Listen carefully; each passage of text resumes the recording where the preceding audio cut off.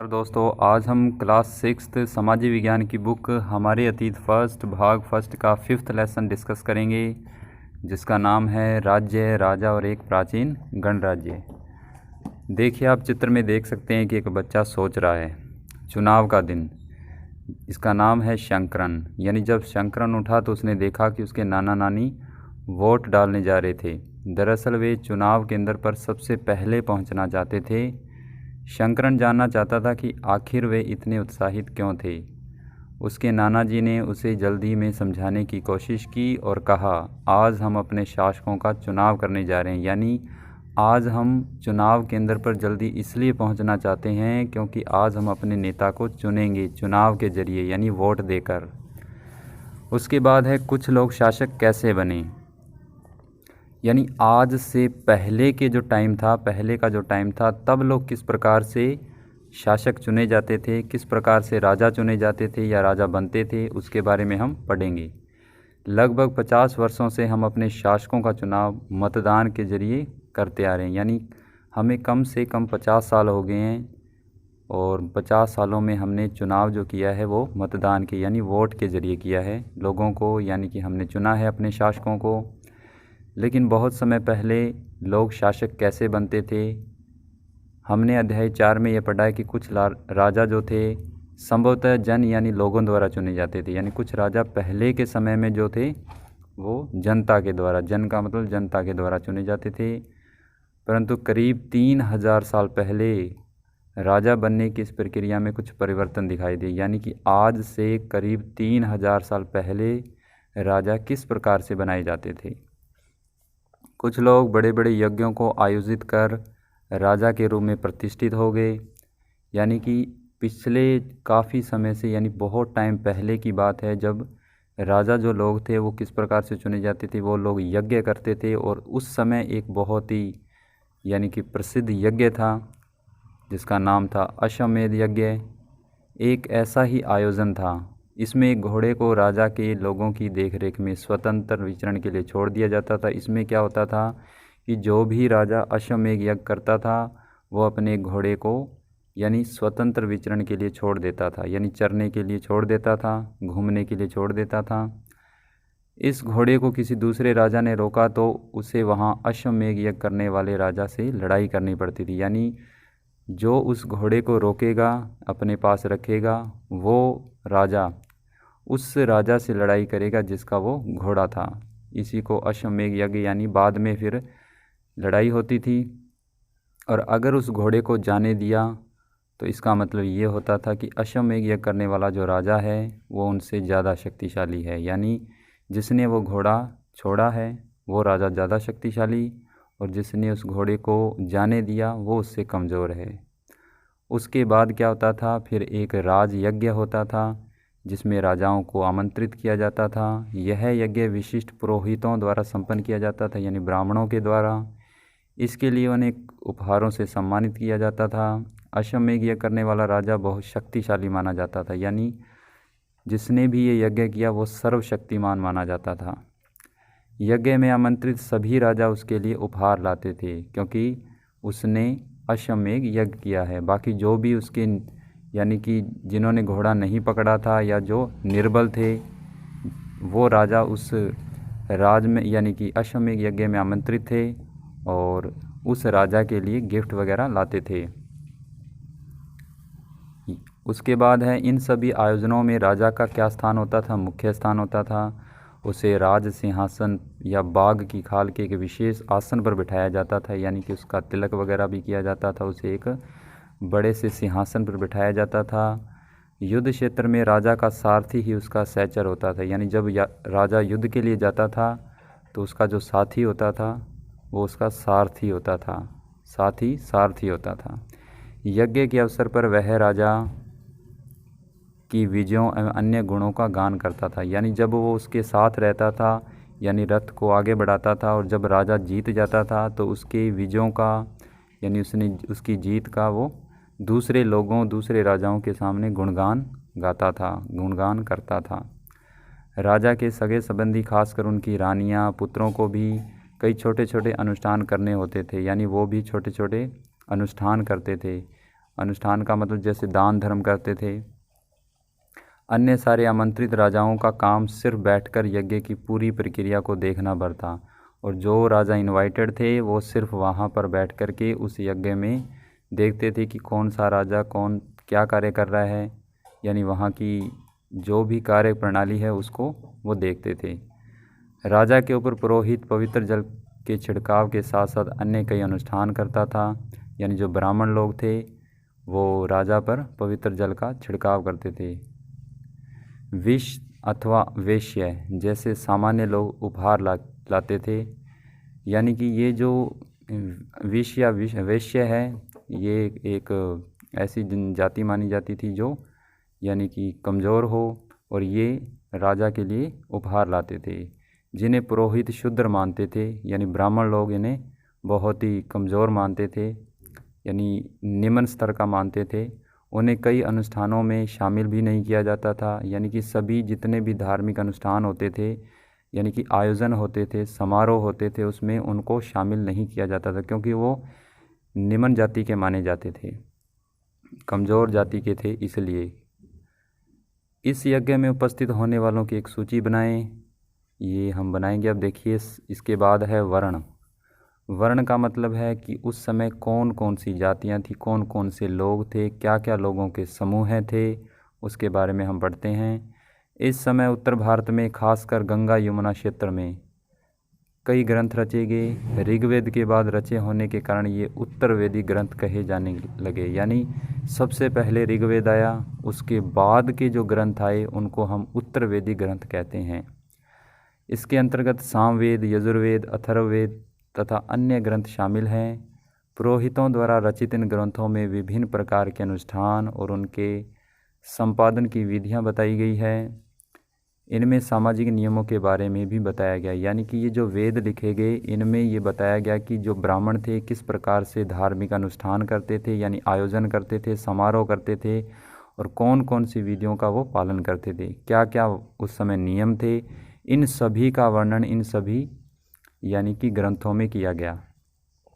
अब उस समय कौन कौन से समाज में समूह थे, यानी कौन कौन सी जाति के लोग रहते थे। जैसे पुरोहित है, पुरोहित यानी सबसे पहले आता था, यानी पुरोहित जिसको हम ब्राह्मण कहते हैं। फिर योद्धा यानी कि जो क्षत्रिय लोग थे। फिर कृषक, पशुपालक, व्यापारी, शिल्पकार, श्रमिक, मछली पकड़ने वाले, जंगल में रहने वाले लोग ये आते थे, यानी ये क्रम वाइज है, ये लोग आते थे। जहाँ कुछ पुरोहित तथा योद्धा वैभवशाली थे, यानी पुरोहित यानी ब्राह्मण और योद्धा यानी क्षत्रिय, इनकी जो यानी ये लोग समाज में सबसे ज़्यादा प्रतिष्ठित थे, यानी ऊंचे स्तर पे थे। वहीं कुछ कृषक और व्यापारी भी धनवान थे, यानी जो खेती करते थे और जो व्यापार करते थे वो भी अमीर थे। दूसरी ओर पशुपालक जो पशुओं को पालते थे, शिल्पकार जो शिल्प का कार्य करते थे, श्रमिक यानी मजदूर मछली पकड़ते थे, शिकारी थे, भोजन संग्रहालय वो निर्धन थे, यानी वो गरीब थे। यानी ब्राह्मण हो गए, क्षत्रिय हो गए यानी योद्धा, कृषक यानी कि जमींदार लोग, और व्यापारी लोग ये तो थे धनी, और बाकी जो उनके नीचे कार्य करते थे वो सारे गरीब थे, जो यानी कि बहुत ही निम्न स्तर का कार्य करते थे, जिससे उनका गुजारा बहुत मुश्किल से होता था। वो निर्धन लोग थे, यानी गरीब थे। पुरोहितों ने लोगों को 4 वर्गों में विभाजित किया, जिन्हें वर्ण कहते हैं। प्रत्येक वर्ण के अलग अलग कार्य निर्धारित थे। पहला वर्ण ब्राह्मणों का, यानी सबसे पहले ब्राह्मण आते थे। उनका क्या कार्य था? उनका काम था वेदों का अध्ययन, अध्यापन और यज्ञ करना, यानी वेदों को पढ़ना और फिर बताना और उसके बाद यज्ञ करना, ये सबसे पहले ब्राह्मण का कार्य था। ये ब्राह्मण ही सबसे पहले आते थे, जिनके लिए उन्हें उपहार मिलता था, यानी जब ये कार्य करते थे तो उनके लिए उन्हें उपहार मिलता था। दूसरे नंबर के शासक थे योद्धा, जिन्हें हम क्षत्रिय कहते थे। उनका काम था युद्ध करना और लोगों की रक्षा करना। तीसरे नंबर पे विष यानी कि वेश्य थे, जिनमें कृषक, पशुपालक और व्यापारी आते थे। यानी वेश्य जो तीसरे नंबर पे आते थे, इनमें कृषक यानी किसान लोग, पशुओं को पालने वाले और व्यापार करने वाले लोग थे। क्षत्रिय और वैश्य दोनों ही यज्ञ करने का अधिकार प्राप्त था, यानी ब्राह्मण भी यज्ञ कर सकते थे और वैश्य जो थे वो भी यज्ञ कर सकते थे। वर्णों में अंतिम स्थान शूद्रों का था, यानी निम्न स्तर के लोग, बिल्कुल सबसे नीचे के लोग। इनका काम अन्य तीनों वर्णों की सेवा करना था, यानी ये जो चौथे नंबर पे आते थे शूद्र, ये ऊपर वाले तीनों की सेवा करते थे, इसलिए शूद्रों को सेवादार कहा जाता था। सेवक थे ये, यानी अपने राजा और अपने से बड़े लोगों की सेवा करना ही इनका कार्य था। इन्हें कोई अनुष्ठान करने का अधिकार नहीं था, यानी ये कोई भी धार्मिक आयोजन नहीं करते थे, क्योंकि ना ही इनको किसी में भाग लेने का अधिकार था, ना ये भाग ले सकते थे और ना ही कोई धार्मिक अनुष्ठान कर सकते थे। ये सिर्फ सेवा कार्य के लिए थे। प्राय औरतों को भी शूद्रों के समान माना गया। महिलाओं और शूद्रों को वेदों के अध्ययन का अधिकार नहीं था, यानी ना तो ये पढ़ सकते थे ना ही किसी में भाग ले सकते थे। कौन? शूद्र लोग। फिर इसके बाद है पुरोहितों के अनुसार सभी वर्णों का निर्धारण जन्म के आधार पर होता था, यानी ब्राह्मण ये मानते थे कि जितने भी ये लोग हैं जन्म के आधार पर ही हर कार्य को संपन्न करते हैं। उदाहरण के तौर पर जैसे ब्राह्मण माता पिता की संतान ब्राह्मण ही होती है। बाद में कुछ लोगों को अछूत माना गया, अछूत का मतलब निम्न स्तर का माना गया। अछूत वर्गों में कुछ शिल्पकार, शिकारी, भोजन संग्राहक शामिल थे। साथ ही इनमें वे लोग भी आते थे जो शवों को दफनाने या जलाने का काम करते थे। इन लोगों से संपर्क अपवित्र माना जाता था, यानी जो ये लोग कार्य करते थे दूसरे लोग इनको अपवित्र मानते थे। कौन? जैसे ब्राह्मण हैं, क्षत्रिय हैं, ये लोग इनको अपवित्र मानते थे। हालांकि ऐसा नहीं होता है, लेकिन पहले की परंपरा के अनुसार। कई लोगों ने ब्राह्मणों द्वारा बनाई हुई वर्ण व्यवस्था को स्वीकार नहीं किया, क्योंकि ब्राह्मण जो थे अपने आप को सर्वसंपन्न मानते थे। कुछ राजा स्वयं को पुरोहितों से श्रेष्ठ मानते थे, यानी कुछ राजा ऐसे थे जो कहते थे कि वो ब्राह्मणों से भी श्रेष्ठ हैं। कुछ लोग जन्म के आधार पर वर्ण निर्धारण सही नहीं मानते थे, यानी वो कहते थे कि व्यक्ति अगर महान बनता है वो जन्म के आधार पर कभी नहीं बनता, कि अगर उसका जन्म ब्राह्मण परिवार में हुआ है तो वो यानी कि बड़ा होकर के महान बनेगा, या फिर क्षत्रिय परिवार में हुआ है तो महान बनेगा। ऐसा नहीं होता। किसी भी परिवार में जन्म हुआ हो, बस उसके अंदर गुण ऐसे होने चाहिए महान बनने के, वो महान बन सकता है। तो कुछ लोग जन्म के आधार पर वर्ण निर्धारण सही नहीं मानते थे।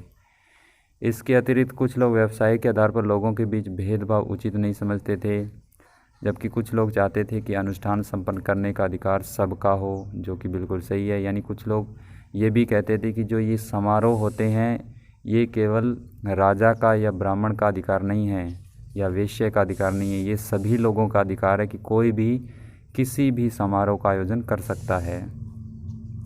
कई लोगों ने छुआछूत की आलोचना भी की, यानी जैसे छूने से ये हो जाएगा, छूने से वो हो जाएगा, तो इस चीज़ की लोगों ने आलोचना भी की। हालांकि ऐसा नहीं होता। इस उपमहाद्वीप के पूर्वोत्तर क्षेत्र कई इलाकों में सामाजिक आर्थिक असमानता बहुत कम थी। यहाँ पुरोहितों का भी प्रभाव बहुत सीमित था, यानी ये जो क्षेत्र थे यहाँ पर ब्राह्मणों का भी जो प्रभाव था वो बहुत कम था। लोगों ने वर्ण व्यवस्था का विरोध क्यों किया? क्योंकि उनको वो उचित सम्मान नहीं मिला जिनका वो पालन करना चाहते थे।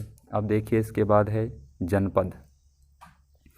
जनपद क्या होते थे? देखिए एक चित्र भी दिया हुआ है जिसका नाम है दूसर पात्र। महायज्ञों को करने वाले राजा अब जन के राजा न होकर जनपदों के राजा माने जाने लगे। जनपद का अर्थ है जन के बसने की जगह, यानी जहाँ पर जनता और राजा दोनों बसते हों।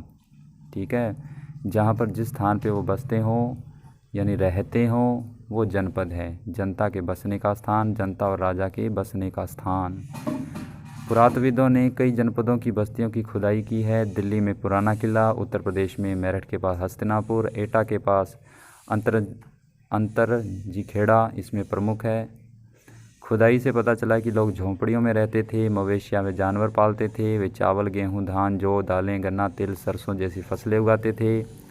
यानी कि हम जब ज़मीन की खुदाई करते हैं या कुछ पुरानी चीज़ों को देखते हैं तो हमें ये पता लगता है कि लोग किस प्रकार से रहते थे, कौन कौन से जानवर पालते थे, कौन कौन सी फसलें उगाते थे। हम पुरानी चीज़ों को जब देखते हैं तो हमें ऐसा महसूस होता है।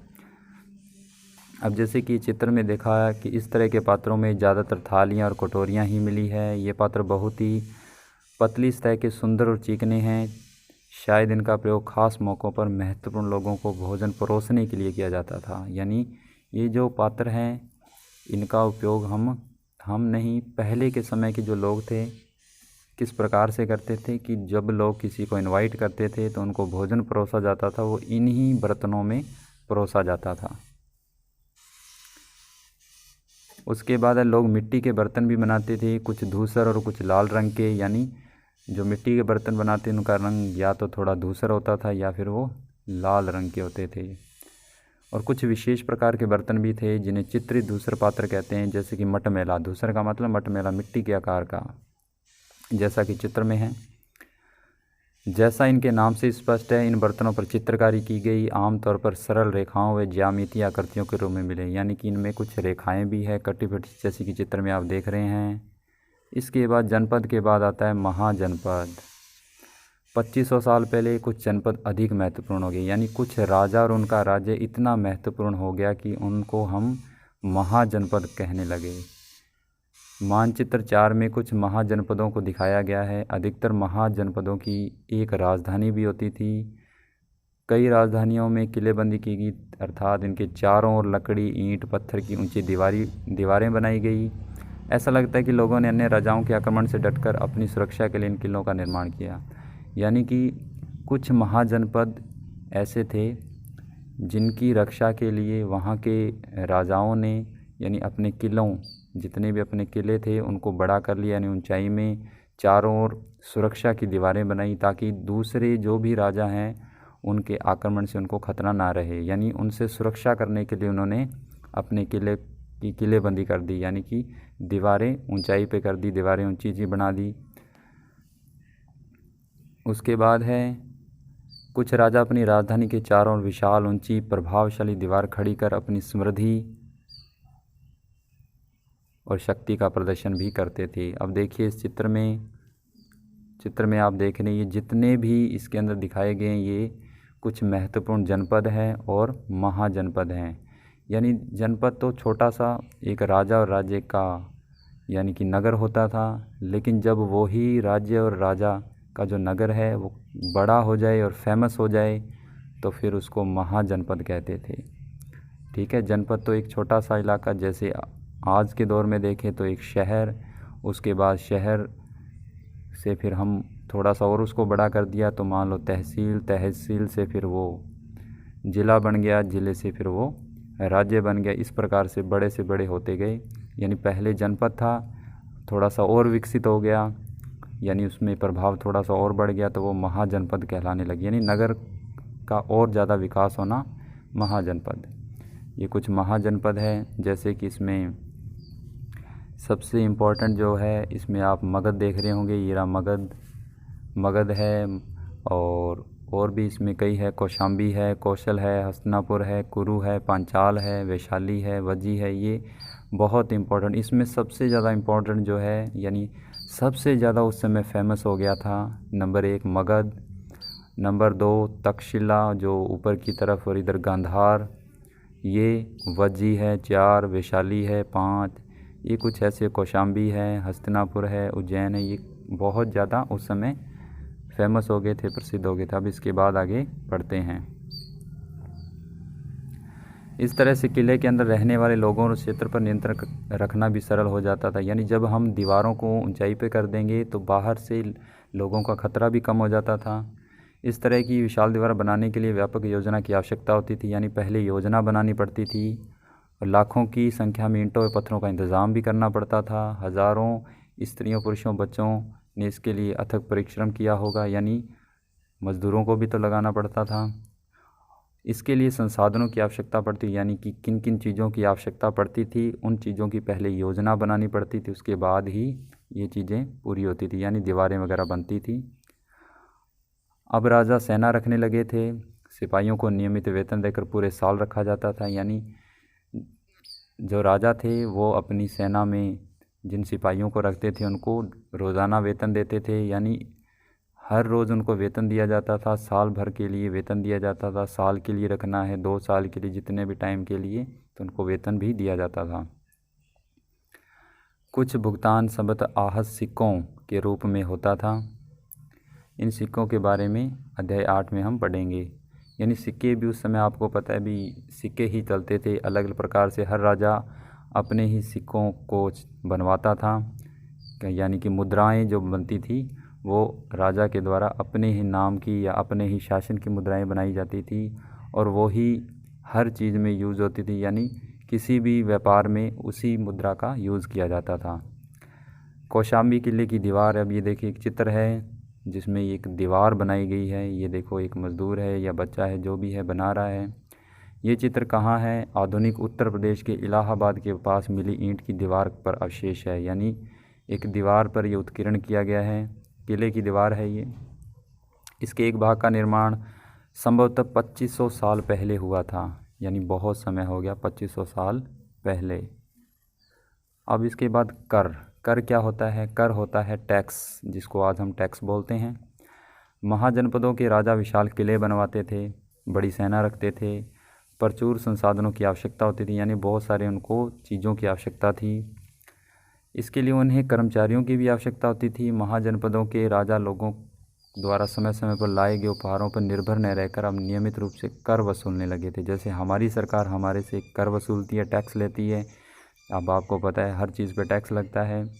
उसी प्रकार से पहले जो टैक्स लगते थे उनको कर बोलते, वैसे तो कर ही है, उसको हिंदी में कर बोलते हैं, इंग्लिश में टैक्स बोलते हैं।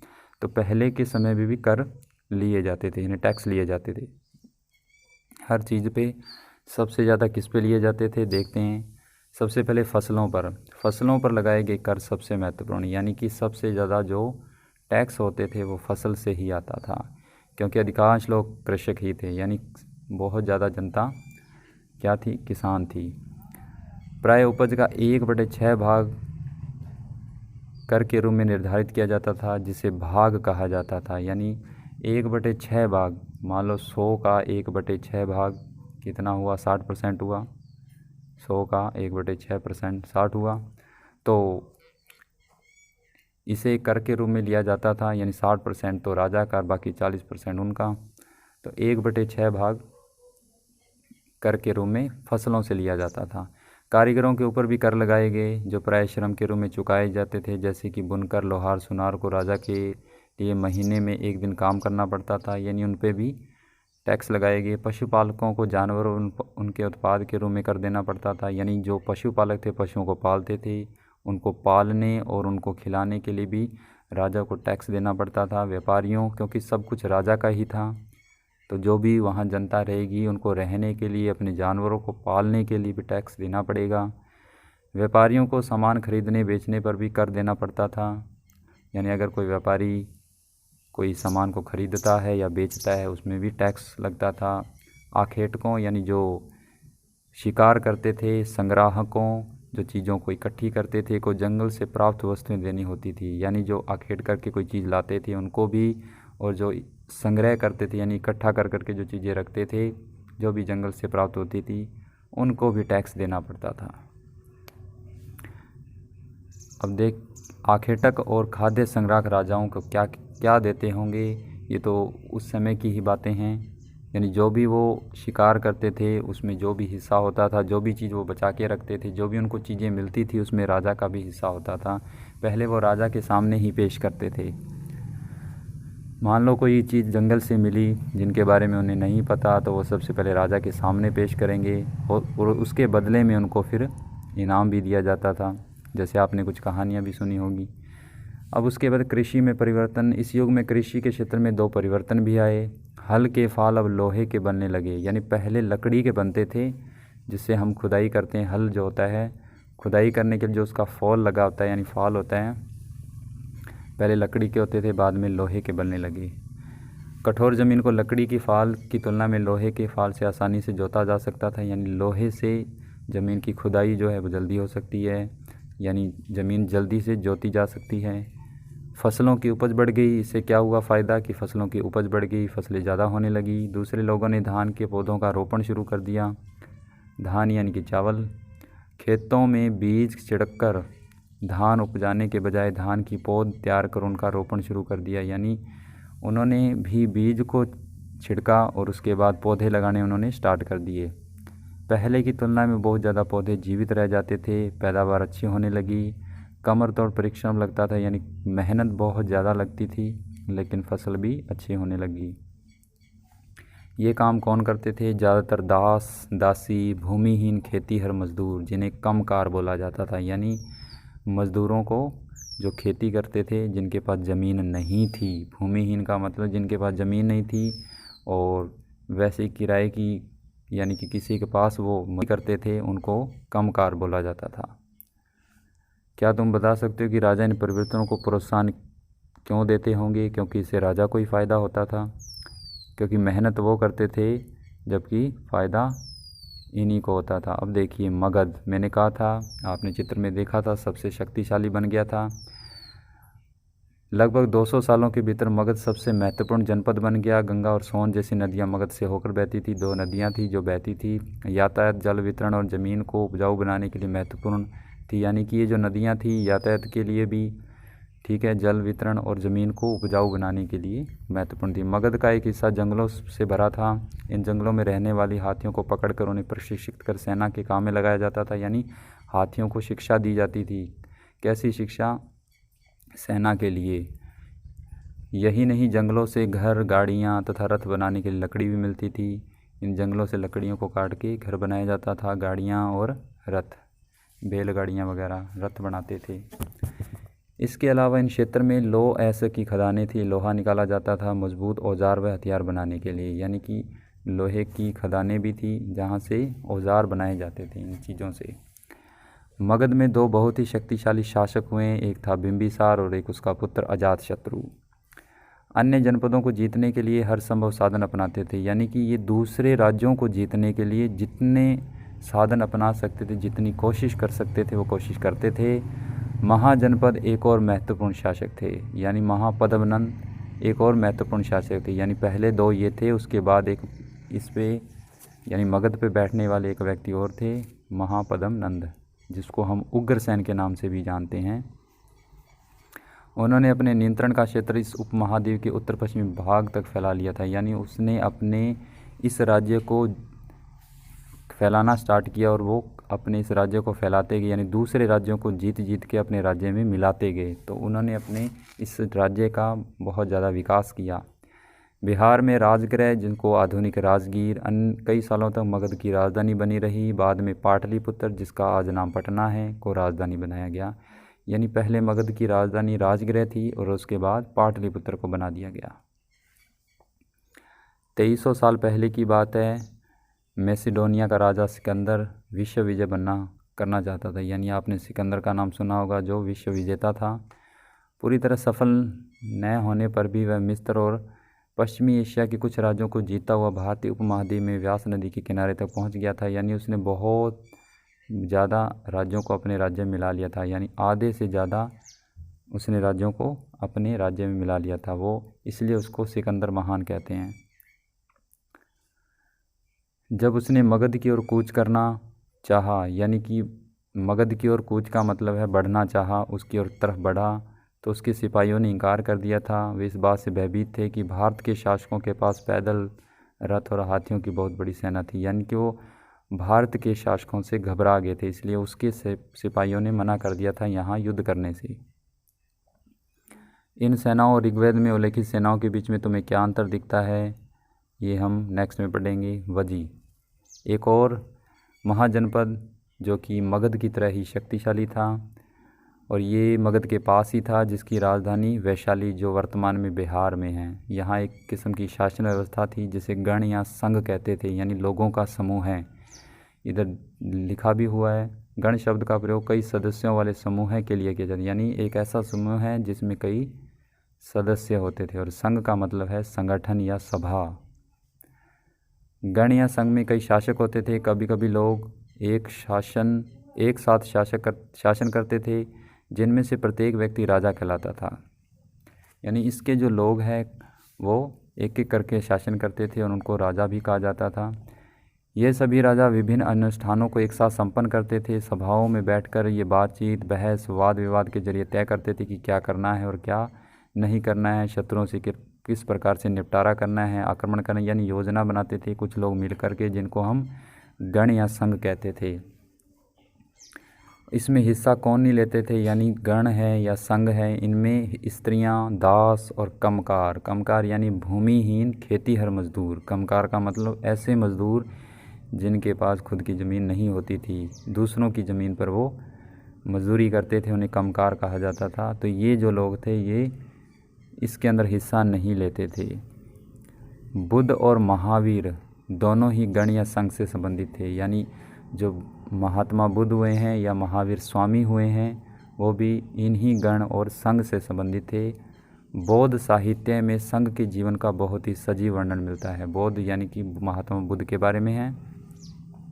इसके बाद है वज्जी संघ का। यह वर्णन दिग्ग निकाय से लिया गया। दिग्ग निकाय एक प्रसिद्ध बौद्ध ग्रंथ है जिसमें बुद्ध के कई व्याख्यान दिए गए हैं, यानी महात्मा बुद्ध की कई कथाएं हैं उसमें। कब लिखा गया? आज से 2300 साल पहले। अजातशत्रु और वज्जी संघ। अजातशत्रु वज्जी संघ पर आक्रमण करना चाहते हैं। वज्जी संघ का मतलब है लोगों का एक ग्रुप। ये जो अभी मैंने बताया, संघ का मतलब जिसमें कई लोग मिलकर के एक संघ बनाते थे, ग्रुप बनाते थे बाद में, यानी हर चीज़ पे वो चर्चा करते थे। तो अजातशत्रु जो था इनको ख़त्म करना चाहता था, यानी इनको जीतना चाहता था। उन्होंने अपने मंत्री वस्कार को बुद्ध के पास सलाह के लिए भेजा भी था। बुद्ध ने उनसे पूछा कि क्या वज्जी सभाएं नियमित रूप से होती है? उनमें सभी सदस्य उपस्थित होते हैं। जब उन्हें पता चला कि ऐसा होता है, उन्होंने कहा वज्जी वासी तब तक उन्नति करते रहेंगे जब तक वे पूर्ण और नियमित सभाएं करते रहेंगे, यानी संघ के जो लोग हैं वो तब तक रहेंगे जब तक कि वो सभाएं करेंगे, आपस में मिलजुल कर रहेंगे, पारस्परिक नियमों का पालन करेंगे, बड़ों का सम्मान, समर्थन और उनकी बातों पर ध्यान देंगे। अगर इनमें से एक भी चीज़ का वो पालन नहीं करते तो वो हार जाएंगे और नुकसान उनको पहुंचेगा। उसके बाद हम पढ़ते हैं, फिर है वज्जी महिलाओं के साथ जोर जबरदस्ती नहीं करेंगे, उन्हें बंधक नहीं बनाएंगे, शहरों और गांवों में चेत्यों का रखरखाव करेंगे, विभिन्न मतावलंबी संतों का सम्मान करेंगे। यानी ये कुछ उनके लिए बातें थी। अगर वो इनका पालन करेंगे तो फिर वो हमेशा रहेंगे और अगर नहीं करेंगे तो वो हार जाएंगे। कई शक्तिशाली राजा इन संघों को जीतना चाहते थे, यानी कि इन लोगों को। इसके बावजूद उस राज्य अब से लगभग 1500 साल पहले चलता रहा और उनके बाद गुप्त शासकों ने गण और संघ को विजय प्राप्त कर, यानी गुप्त शासक जब आए तो उन्होंने इन गणों और संघों पर विजय प्राप्त कर ली और अपने राज्य में मिला लिया और इसके साथ ही वो गण और राज्य खत्म, यानी संघ खत्म हो गए। इसके बाद इस छोटे से डायग्राम में है, एटलस में यूनान और एथेंस को ढूंढे। ये कुछ बाहर के कंट्रियां हैं, यहाँ की नहीं हैं, फिर भी कुछ पढ़ लेते हैं। लगभग 2500 साल पहले एथेंस के लोगों ने एक शासन व्यवस्था की स्थापना की जिसे प्रजातंत्र कहते हैं, डेमोक्रेटिक। ये लगभग 200 सालों तक चली। 30 साल से ऊपर के उन पुरुषों को पूर्ण नागरिकता प्राप्त थी जो दास नहीं थे। वहाँ एक सभा थी, महत्वपूर्ण विषयों पर निर्णय लेने के लिए साल भर में कम से कम 40 बार बुलाई जाती थी। यानी कि ये जो दो शहर थे, यूनान और एथेंस, यहाँ के लोगों की शासन व्यवस्था क्या थी, किस प्रकार से लोग रहते थे। और देखिए यहाँ की शासन व्यवस्था को प्रजातंत्र कहा जाता था। कितने सालों तक चली? 200 सालों तक चली। और जो 30 साल से ऊपर के जो लोग होते थे उन्हें पूर्ण नागरिकता प्राप्त होती थी। वो दास नहीं थे, यानी वो दास का काम नहीं करते थे, सेवा का काम नहीं करते थे। और एक सभा भी होती थी जो किसी पर निर्णय लेने के लिए साल में कम से कम 40 बार बुलाई जाती थी। इस सभा में सभी नागरिक भाग ले सकते थे, यानी ये जो सभाएं होती थी इसमें सभी भाग ले सकते थे। शासक का जो चुनाव होता था लॉटरी के द्वारा होता था। सभी नागरिकों को सेना नौसेना में सेवाएं देनी होती थी, यानी उनको सेना में भर्ती किया जाता था, वायुसेना यानी नौसेना में भी भर्ती किया जाता था। औरतों को नागरिक का दर्जा नहीं मिलता था, यानी औरतों की जो महिलाओं की दशा थी वो थोड़ी ख़राब थी, पुरुषों की दशाएं ठीक थी। व्यापारियों और शिल्पकारों के रूप में एथेंस में रहने और काम करने वाले बहुत से विदेशियों को भी नागरिक अधिकार नहीं मिले थे, यानी कि जो निम्न स्तर के थे उनको ऐसे अधिकार नहीं थे। एथेंस में खदानों, खेतों, घरों, कार्यशालाओं में काम कर रहे दासों को भी नागरिक अधिकार नहीं मिले थे, यानी वही बात, निम्न स्तर के लोगों के लिए ये चीज़ें नहीं थी, सिर्फ उच्च स्तर के लोगों के लिए ही चीज़ें थी। तो यानी कि इस लेसन में यही बताया गया कि जो पहले के समय की व्यवस्था थी वो किस प्रकार की थी, किस प्रकार से लोग यानी जो राजा थे चुने जाते थे, अपने शासन को चलाते थे, उनकी शासन व्यवस्था किस प्रकार थी, कौन सी फसलें उगाते थे, तब से लेकर के आज तक में क्या परिवर्तन आया है, यानी अब का भारत और पहले के समय का भारत किस प्रकार का था। तो इस लेसन में यही चीज़ बताई गई है, यानी उस समय महिलाओं की क्या स्थिति थी, आज महिलाओं की क्या स्थिति है, और उस समय शासक कैसे बने, आज के समय में शासक कैसे बनाए जाते हैं। यानी आज के समय में तो वोट डालते हैं, पहले यानी अश्वमेध यज्ञ होता था या फिर लॉटरी के द्वारा अलग अलग स्थानों पे अलग अलग तरह से व्यवस्था होती थी। तो ये क्लास 6 का सामाजिक विज्ञान का यानी कि हमारा अतीत भाग फर्स्ट का 5th लेसन था, जो कि हमने कंप्लीट किया है। इसके क्वेश्चन आंसर है वो हम नेक्स्ट वीडियो में कंप्लीट करेंगे। तो आई होप ये वीडियो लेक्चर आपको अच्छा लगा होगा। इसी उम्मीद के साथ thank you for watching this video guys, thank you.